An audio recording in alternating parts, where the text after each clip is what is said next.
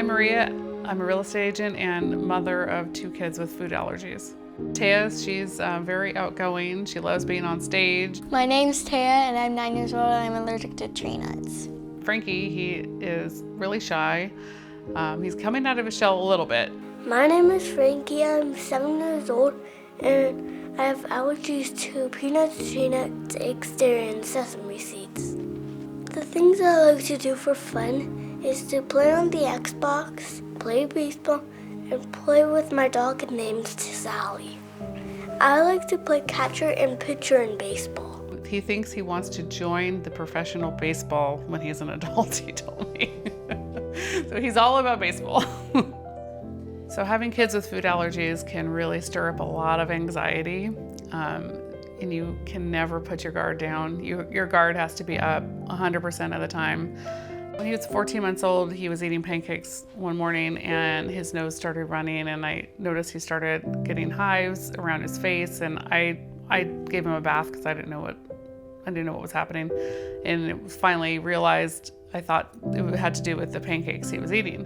When we went to go see the allergist, she was very thorough. She took an assessment based on what I told her, what he had been eating, and she decided to test him for the most common allergies.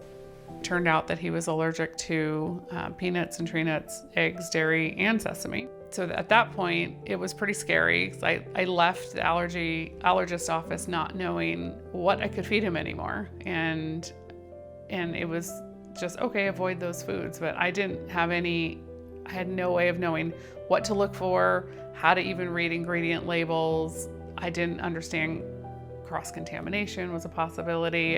Or how to eat out anymore. It was tough. With Frankie at school, it's challenging for me. I have to, beginning of each school year, I meet with the school nurse, and it always feels like a little bit like a battle with getting the accommodations he needs. Annually, he has a specific IgE blood test done, and over each year, his milk allergy, for example, or the dairy allergy got better, and eggs were getting better. So about 5 years later, the allergist recommended that we do component testing. So he's had a component testing for milk, egg, and peanut. The milk and the egg component test showed that he would be a good candidate for a food challenge. But unfortunately, the peanut component test showed that he would not be a good candidate, so we have continued to avoid peanuts. So after having the component testing for milk and egg and passing the food challenges, the big moment that I remember specifically is, his whole life he's never gone to a birthday party where he could eat the cake. The first time I had a birthday cake, there was nothing that I couldn't eat. It was so tasty. I had fun at the party. I have pictures of him and his mouth's wide open and he's shoveling in huge pieces of cake into his mouth. I think she became his advocate early on, even before she needed one. She would always look out for him, and she would make sure if she saw somebody giving him something or trying to give him something to eat, she would snatch it away. Even at 3 years old, she would snatch it away, and my brother can't have that. And she would question it all the time. Having food allergies doesn't make me feel different. This is just their reality. They know these certain things they can't eat, and they don't feel like they're missing out.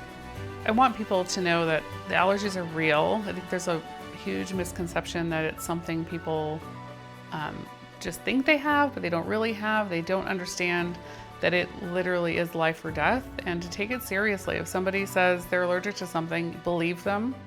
People are going to look at you like they might think you're crazy, or they might think you're overreacting, or you're being the helicopter mom, or something to that effect. And you have to ignore it. You just have to ignore what people are, what people might be thinking about you, and when you're saying it. They'll get used to it, and you'll help educate them in the process, because the next time they come across somebody, they won't question it as much.